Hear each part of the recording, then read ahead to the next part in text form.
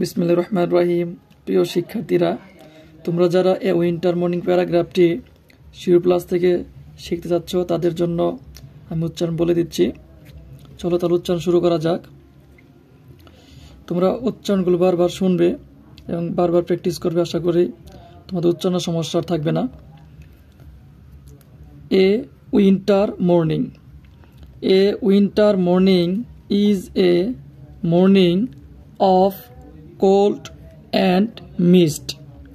In winter, it usually looks dull. There is dense fog everywhere, so everything looks hazy.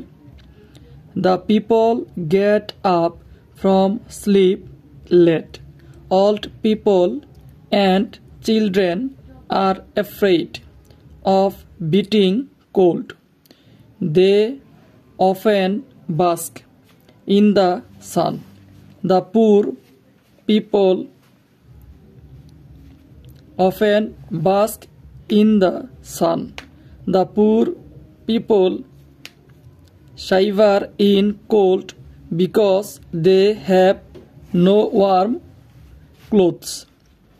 The farmers go to their fields with their cows and plows. Sometimes children and old people make small fires and